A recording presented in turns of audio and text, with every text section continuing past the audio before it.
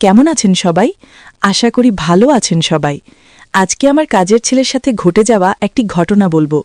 ভিডিওটি প্রথম থেকে শেষ পর্যন্ত দেখুন প্লিজ, তাহলে অনেক ভালো লাগবে। একটু দেখে চলে গেলে কিন্তু মজাই পাবে না। চলুন গল্পটি শুরু করি এখন। আমার স্বামী ঢাকায় থাকে। চাকরির কারণে মাসের পর মাস বাড়ি আসে না। প্রথম কথা বলতাম ফোনে, এখন তাও কমে গেছে। তার নিজের দুনিয়া আছে, আমার নিজের নিঃশব্দ জগৎ।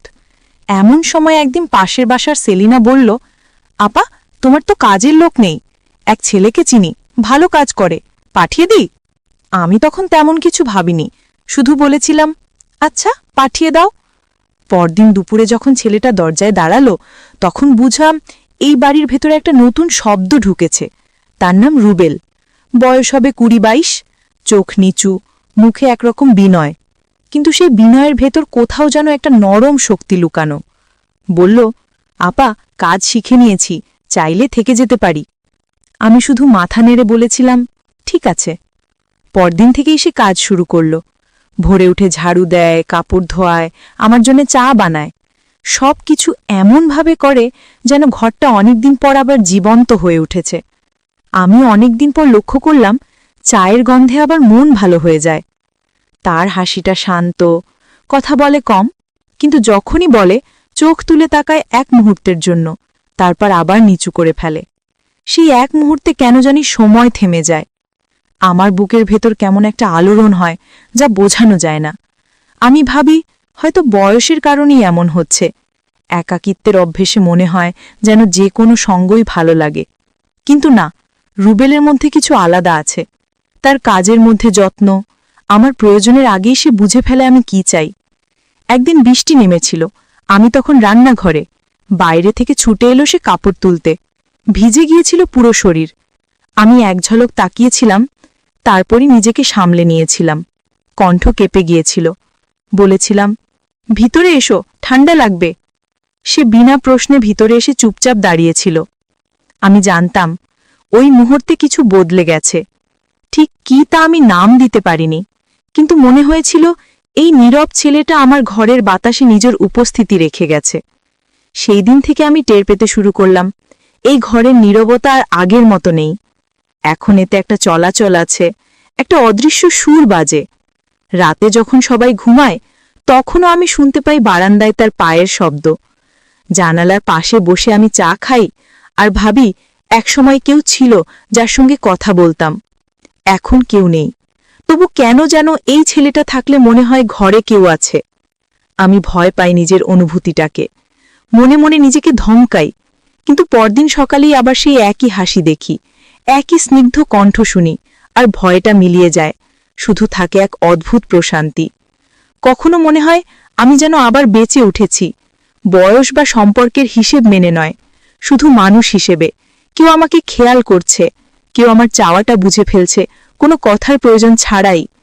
আমি জানি না এটা কেমন অনুভূতি, ভালোবাসা বলা যায় কিনা, হয়তো বলা যায় না, হয়তো শুধু এক মানুষের ভেতর অন্য মানুষের প্রতি স্নেহ, শ্রদ্ধা আর অচেনা টানের এক মিশ্রণ।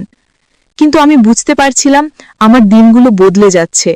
আমি হাসতে শুরু করেছি, আয়নায় নিজের মুখটা আর ততটা নিস্তেজ লাগে না। রুবেল যখন ঘরের ভেতর দিয়ে হেঁটে যায়, আমার চোখ অজান্তে তার দিকে ফিরে যায়। আমি লজ্জা পাই, আবার নিজের মনে হাসি। আমি জানি না সে কিছু বোঝে কিনা, কিন্তু তার আচরণে একটুকরো মায়া থাকে, যেন সে বুঝে ফেলেছে কিছু, অথচ কিছুই বলে না। আমার জীবনে এমন নিঃশব্দ যোগাযোগ আগে কখনো হয়নি। আমি শুধু অনুভব করি, হয়তো এটাই সেই জায়গা যেখানে কথার দরকার হয় না, কেবল উপস্থিতিই যথেষ্ট হয়। আমি এখন অনেক কিছু বুঝতে পারি, যা আগে বুঝতাম না। যেমন এই নিঃশব্দ ভালোবাসা কত নিঃশব্দে জন্ম নেয়। একদিন দেখলাম সকালবেলায় চা দিতে এসে রুবেল বলল, আপা, আপনি সারা রাত ঘুমাননি? আমি অবাক হলাম, মুখ ঢাকতে গিয়েও পারলাম না। ওর চোখে এক মুহূর্তে ধরা পড়েছিল আমার ক্লান্তি। সেই চোখের ভেতর যেন একটা প্রশ্ন ছিল, আপনি ভালো আছেন তো? আমি কিচ্ছু বলিনি, শুধু মাথা নেড়ে হেসে উঠেছিলাম। কিন্তু সারাদিন ধরে মনে হচ্ছিল আমার ভেতরের কিছুও পড়ে ফেলেছে। আমি ভেবেছিলাম এই অনুভূতিটা শুধু আমার, কিন্তু হয়তো সেও বুঝে গেছে। দুপুরে বারান্দায় দাঁড়িয়ে যখন কাপড় শুকোচ্ছিলাম, হাওয়ায় চুল এলোমেলো হচ্ছিল, ও এসে নিঃশব্দে পিন ঝরিয়ে দিল কাপড়ে। আমার হাত ছুঁয়ে গেল তার হাতের গরম আঙুলে। এক মুহূর্তে শরীরটা কেঁপে উঠেছিল, কিন্তু চোখ তুলে তাকাতেই ওর চোখে ছিল অদ্ভুত একটা শ্রদ্ধা। তাতে কোনো বাড়াবাড়ি ছিল না, বরং এক ধরনের দায়িত্ব। আমি বুঝলাম, এই সম্পর্কটা হয়তো সমাজ বোঝাতে পারবে না, কিন্তু আমাদের দুজনের মধ্যে যা আছে সেটা কোনো দোষ নয়, সেটা এক ধরনের নিঃশব্দ ভালোবাসা, যা না বললেও নিজের পথ খুঁজে নেয়। রাতে বিছানায় শুয়ে আমি অনেকক্ষণ জেগে থাকি, ভাবি আমার জীবনে কত বছর গেল এরকম শূন্যতায়। একটা মানুষ এসে যেন আমার সব কিছু নাড়িয়ে দিলেছে, তার উপস্থিতি আমার একাকিত্বের ভেতরে আলো ফেলে দিয়েছে। আমি নিজের মনে বলি, এটা হয়তো ঠিক না, কিন্তু হৃদয়কে কে থামাবে? পরদিন সকালে আমি ইচ্ছে করেই একটু দেরি করে উঠেছিলাম। দেখি ও রান্নাঘরে চা বানাচ্ছে, নিজের মনে গুনগুন করছে। আমি চুপচাপ দাঁড়িয়ে শুনছিলাম, কেমন শান্ত লাগে ওর কণ্ঠে। আমি হাসলাম নিজের অজান্তেই। হয়তো এতদিন পর আমি হাসতে শিখেছি। ও ঘুরে তাকিয়ে দেখল, আপা আপনি জেগে? আমি বললাম, হ্যাঁ, আজ একটু মন ভালো। ও হেসে বলল, তাই দেখছি, আপনি হাসলে ঘরটা আলাদা লাগে। আমি কিছু বলতে পারিনি, শুধু চোখ নামিয়ে রেখেছিলাম, কিন্তু ভিতরে ভিতরে বুকের মধ্যে একটা আলো ছড়িয়ে গিয়েছিল। সেই দিন বিকেলে বৃষ্টি নামল। আমি বারান্দায় দাঁড়িয়ে ভিজতে চাচ্ছিলাম, কিন্তু সেই এসে বলল, আপা আপনি ঠান্ডা লাগাবেন, ভেতরে যান। আমি বললাম, তোমার ভয় লাগে আমার জন্য? সে একটু চুপ করে বলল, হ্যাঁ। আমি কিছু বলিনি, কিন্তু মনে হচ্ছিল শব্দ করলেই মুহূর্তটা ভেঙে যাবে। সন্ধ্যায় ওর কাজ শেষ হলে আমি বললাম, চা খাও, আজ একসঙ্গে বসে খাই। সে একটু অবাক হয়েছিল, কিন্তু বসেছিল। আমরা অনেকক্ষণ চুপ করে বসেছিলাম, কেবল বৃষ্টির শব্দ, চায়ের ধোঁয়া আর আমাদের নীরবতা। আমি অনুভব করলাম, এই নীরবতা আর ফাঁকা না, এটা এখন ভরপুর ভালোবাসায়, অপরাধবোধে, লজ্জায় আর এক অদ্ভুত শান্তিতে। আমি নিজের মনে বললাম, আমি কি প্রেমে পড়েছি? তারপরই ভয় পেলাম, কারণ আমি জানি এই প্রেম মুখে বলা যায় না, কেউ জানলে বিচার করবে। কিন্তু হৃদয় যে কারোর অনুমতি নেয় না। পরদিন থেকে আমি তাকে এড়িয়ে চলার চেষ্টা করলাম, কথা কম বলি, চোখে চোখ না মেলাই। কিন্তু যতই দূরে থাকতে চাই, ততই ওর উপস্থিতি ঘিরে ফেলে। আমি যতই চুপ থাকি, ততই মন চায় কিছু বলি। আমি নিজের সঙ্গে যুদ্ধ করি, প্রতিদিন, প্রতি মুহূর্তে। তবু রাতে বিছানায় শুয়ে চোখ বন্ধ করলেই ওর মুখটা দেখি, আর মনে হয় আমি বোধহয় অনেক দেরিতে, কিন্তু সত্যিই ভালোবেসে ফেলেছি। এমন এক ভালোবাসা যা বললে ভেঙে যাবে, তাই চুপ করেই রাখি, নিজের মধ্যে লুকিয়ে রাখি, ঠিক যেমন কেউ কোনো প্রিয় গান নিজের ভেতর গুনগুন করে, কিন্তু কাউকে শোনায় না। আমি হয়তো ঠিক সেটাই করছি এখন। দিনগুলো কেটে যাচ্ছে, অথচ সময়টা যেন আলাদা এক গতিতে চলছে। আমি দেখি সকালে সূর্য ওঠে, পাখিরা ডাকে, সব আগের মতোই, কিন্তু ভেতরে কিছু বদলে গেছে। আমি বুঝতে পারি না ঠিক কিভাবে এমন হলো, শুধু জানি এখন সব কিছুতে রুবেলের উপস্থিতি অনুভব করি। তার না থাকলেও মনে হয় আছে, চা খেলে মনে হয় ও বানিয়েছে, বারান্দায় বাতাস এলে মনে হয় সে পাশেই আছে। আগে এমন হতো না, আগে দিন মানে ছিল কাজ, সময়, নির্জনতা, এখন দিন মানে অপেক্ষা। আমি নিজের সঙ্গে যুদ্ধ করি, প্রতিদিন ভাবি, না আমি এটা ভুল করছি, এটা ভাবা ঠিক নয়, কিন্তু মনকে কে বোঝায়, সে তো নিজের মতোই চলতে চায়। রুবেল মাঝে মাঝে জিজ্ঞেস করে, আপা আপনি কেমন আছেন?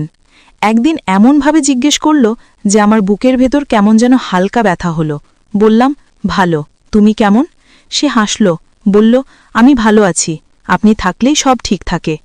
কথাটা একেবারেই সাধারণ, কিন্তু আমার মনে হলো কেউ যেন আলতো করে দরজা ঠেলে দিয়েছে, যেটা আমি বছরের পর বছর বন্ধ করে রেখেছিলাম। আমি চুপ করে গেলাম, তার দিকে তাকিয়ে রইলাম, তারপর নিজের দিকে ফিরে এলাম। ভাবলাম, আমি কি করছি?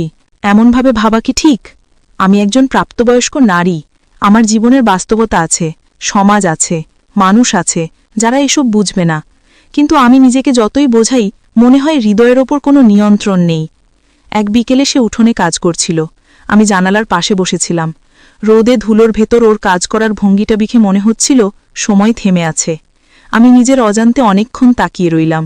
হঠাৎ চোখাচোখি হয়ে গেল। আমি দ্রুত জানালার পর্দা টেনে নিলাম, কিন্তু জানি সেই এক মুহূর্তে অনেক কথা বলা হয়ে গেছে। রাতে সে দরজার বাইরে চুপচাপ একটা গ্লাসে দুধ রেখে যায়, বলে কিছু না, কিন্তু আমি জানি কেন রেখে যায়। আমি প্রতিদিন তা নিই, কোনোদিন ফেরাই না। এই ছোট ছোট যত্নগুলো যেন আমাকে আবার জীবনের স্বাদ দিচ্ছে। আমি ভয় পাই, আবার তৃপ্তিও পাই। একরকম অপরাধবোধ মিশে আছে এই শান্তির ভেতর। একদিন আমি সিদ্ধান্ত নিলাম ওকে বলবো দূরে থাকতে, সম্পর্কের সীমা রাখতে হবে। কিন্তু যখন মুখোমুখি হলাম শব্দ হারিয়ে ফেললাম। ওর চোখে এমন এক নির্ভরতা, এমন এক নীরব কোমলতা ছিল, আমি কিছুই বলতে পারিনি। শুধু বলেছিলাম, তুমি ঠিকমতো খাও, শরীরের যত্ন নাও, তারপর চুপ। ও হেসে বলল, আপনি না থাকলে আমি কিছুই ঠিকমতো পারি না। সেই হাসি যেন আমার ভেতরে সব প্রতিরোধ গলিয়ে দিল। আমি ভেবেছিলাম আমি শক্ত, কিন্তু বুঝলাম আমি দুর্বল। হয়তো এই দুর্বলতাই ভালোবাসা, যেটা কাউকে আঘাত দেয় না, শুধু নীরবে রক্তের মতো বয়ে চলে। পরদিন সকালে আয়নায় নিজেকে দেখে মনে হচ্ছিল অন্য কেউ দাঁড়িয়ে আছে, এমন এক নারী যে আবার অনুভব করতে শিখেছে, আবার ভয় পেতে জানে, আবার কারো জন্য অপেক্ষা করতে পারে। আমি জানতাম এই অনুভূতি প্রকাশ করা যাবে না, তবু ওর উপস্থিতি ছাড়া একটা দিন ভাবতে পারি না। আমি একরকম দ্বৈত জীবনে বাঁচি। বাইরের আমি শান্ত, নিয়মিত, দায়িত্ববান। ভেতরের আমি কাঁপতে থাকা, নরম, লজ্জায় ভরা। আমি জানি এই গল্পের কোনো পরিণতি হয় না, তবু প্রতিদিন সকালবেলায় ওর কণ্ঠ শুনলেই মনে হয় পৃথিবীটা কিছুক্ষণের জন্য থেমে যায়। আমি জানি না এটা ভালোবাসা না অন্য কিছু, কিন্তু এটা নিশ্চয়ই শূন্যতা নয়, বরং এক পূর্ণতার মতো, যা কাউকে ছুঁয়ে না গিয়েও তার জীবন বদলে দিতে পারে। আমি এখন অনেকটাই বদলে গেছি নিজের অজান্তেই। আগে যে বিষয়গুলো আমাকে ভাবাতো না, এখন সেগুলোতেও মন কেমন করে। সকাল হলে মনে হয় রুবেল ঠিকমতো নাস্তা খেয়েছে তো, দুপুরে কাজ থেকে একটু বিশ্রাম নিচ্ছে তো। সন্ধ্যায় আমি ওর জন্য চায়ের কাপ সাজিয়ে রাখি, যেন সে এলে পেয়ে যায়। এমন অভ্যাসের নাম হয়তো কেউ ভালোবাসা বলে, কিন্তু আমি এখনও সেটা মুখে বলতে ভয় পাই। একদিন বিকেলে বারান্দায় বসেছিলাম, সূর্যের শেষ আলো গাছের পাতা ছুঁয়ে আমার মুখে পড়ছিল। রুবেল এসে বলল, আপা, আপনি কেমন জানি চুপ হয়ে গেছেন কয়েকদিন, কিছু হয়েছে? আমি তাকিয়েছিলাম অনেকক্ষণ, তারপর বললাম, তুমি আমার জন্য এত ভাবো কেন রুবেল? সে এক মুহূর্ত চুপ থেকে বলল, কারণ আপনাকে ছাড়া আমি নিজেকে কল্পনা করতে পারি না। আমি অবাক হয়ে গেলাম, কথাটা এত সহজভাবে বলল, অথচ তাতে এত ওজন, এত সত্য ছিল। আমি কিছুই বলতে পারলাম না, শুধু চোখের কোণে হালকা জল এসে জমল। জানি না সেটা আনন্দের না ভয় থেকে। সেই রাতে আমি অনেক ভেবেছিলাম, হয়তো সময় এসেছে নিজের সঙ্গে সৎ হওয়ার।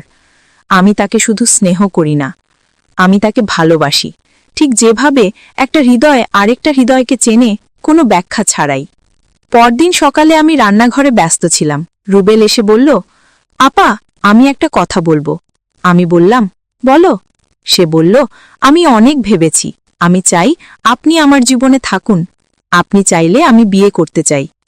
আমি প্রথমে হাসলাম, ভেবেছিলাম হয়তো সে মজা করছে, কিন্তু ওর চোখে এমন একটা দৃঢ়তা ছিল, এমন একটা নির্ভরতা, যা অস্বীকার করা যায় না।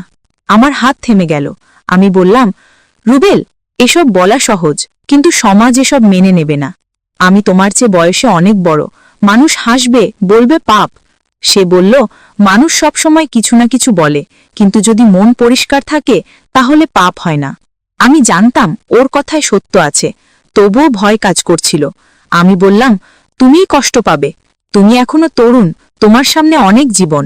সে বলল, জীবন তো কেবল বছর নয়, কার সঙ্গে বাঁচব সেটাই আসল। আপনি যদি পাশে থাকেন আমি বাকিটা দেখতে পারব। কথাগুলো এত নিঃশব্দ, অথচ এত দৃঢ় ছিল যে আমার সব যুক্তি ভেঙে গেল। আমি চোখ নামিয়ে বললাম, যদি করি তাহলে আমাদের দুজনকেই সমাজের সামনে দাঁড়াতে হবে, প্রস্তুত তো? সে বলল, আমি আছি, আপনি থাকুন। তারপর দীর্ঘ নীরবতা, তাতে যেন সব প্রশ্নের উত্তর লুকানো। সেদিন রাতে আমি অনেকক্ষণ জানালার পাশে বসেছিলাম। দূরে আলো ঝলমল করছিল। আমি মনে মনে ভাবছিলাম, এই আলো কি সত্যিই আমাদের পথ দেখাতে পারবে, নাকি সমাজের অন্ধকার আমাদের গ্রাস করবে? কিন্তু আমার বুকের ভেতর তখন এক ধরনের শান্তি ছিল, কারণ জানতাম যেই ভয় আমাকে এতদিন আটকে রেখেছিল সেটা আজ একটু আলগা হয়েছে। আমি প্রথমবারের মতো ভবিষ্যৎ ভাবতে শুরু করেছি, যেখানে আমি আর রুবেল একসাথে, বয়সের হিসেব মুছে গিয়ে শুধু মানুষের সম্পর্ক টিকে থাকে। পরদিন সকালে আমি আয়নায় নিজের মুখে তাকালাম। এতদিন পরে মনে হলো এই মুখে হাসি মানায়। রুবেল এসে দরজায় দাঁড়ালো, চোখে প্রশ্ন। আমি বললাম, চা খাবে? সে বলল, যদি আপনি সঙ্গে বসেন। আমি হাসলাম, মনে হলো হয়তো এই হাসিটাই উত্তর। সেই মুহূর্তে আমি বুঝেছিলাম আমি আর পালাতে পারবো না, পালাতে চাইও না। ভালোবাসা যদি পাপ হয় তাহলে আমিও সেই অপরাধে অংশ নিতে রাজি। সেদিন থেকেই আমাদের দিনগুলো বদলে গেল। ওর চোখে আমি ভবিষ্যৎ দেখতে শিখলাম, কিন্তু সেই ভবিষ্যতের পাশে ভয়ও এসে দাঁড়াল। কারণ আমি জানতাম সমাজ আমাদের ক্ষমা করবে না। আমি একজন বিধবা, বয়সে বড়, আর সে একজন সাধারণ কাজের ছেলে। এই দুই পরিচয়ের ফারাক সমাজের চোখে অপরাধের মতো। তাই কিছুদিন আমরা কাউকে কিছু বলিনি। কিন্তু গোপন ভালোবাসা দীর্ঘদিন গোপন থাকে না। একদিন রুবেলের খালাতো ভাই আমাদের একসাথে বাজারে দেখে ফেলে। পরদিন থেকেই গলির মানুষজনের চোখে একরকম কৌতূহল, কানাঘুষা। আমি বুঝতে পারছিলাম কিছু একটা ঘটতে যাচ্ছে। রুবেল এসে বলল, আপা আপনি ভয় পাবেন না, যা হোক আমি আছি। কিন্তু আমি জানি সমাজের রাগ কেমন নির্মম হতে পারে। সেই রাতে ঘুম আসেনি। জানালার বাইরে বৃষ্টির শব্দ হচ্ছিল। মনে হচ্ছিল প্রকৃতিও যেন আমাদের কাহিনী শুনছে। পরদিন সকালে দরজায় জোরে ধাক্কা পড়ল। প্রতিবেশী শিউলি এসে বলল, আপা, লোকজন বাইরে কথা বলছে, আপনি নাকি কাজের ছেলেকে নিয়ে প্রেম করছেন। আমার গলা শুকিয়ে গেল। আমি শুধু বললাম, মানুষ যা চায় তাই বলে। সে চলে গেল, কিন্তু কথা ছড়িয়ে পড়ল আগুনের মতো। দুপুরে রুবেল বলল, আমি যদি এখনই কিছু না করি তাহলে সবাই আপনাকে দোষী বলবে। আমি বললাম, তুমি কি করবে? সে বলল, আমি বিয়ে করব, সবাইকে জানিয়ে। আমি চুপ। বুকের ভেতর কাঁপছিল, কিন্তু ওর চোখে ভয় ছিল না, বরং একরকম অদ্ভুত দৃঢ়তা। আমি বললাম, রুবেল, তুমি বুঝে করো। আমার জীবনের অভিজ্ঞতা বলে, সমাজ কথায় নয়, আঘাতে শেখায়। সে বলল, আমি আঘাত নিতে রাজি, কিন্তু আপনাকে একা ছাড়ব না। তারপর সে তার গ্রামের বাড়িতে খবর পাঠালো। ওর মা নাকি খুব কেঁদেছেন, বলেছিলেন, বেটা, ও তো তোমার বউ হওয়ার মতো না, সমাজ কি বলবে? কিন্তু রুবেল নরম গলায় বলেছিল, মা, সমাজ কি আমাদের খাওয়ায়? আমি যাকে ভালোবাসি তাকেই বিয়ে করব। আমি এসব শুনে অবাক হয়েছিলাম।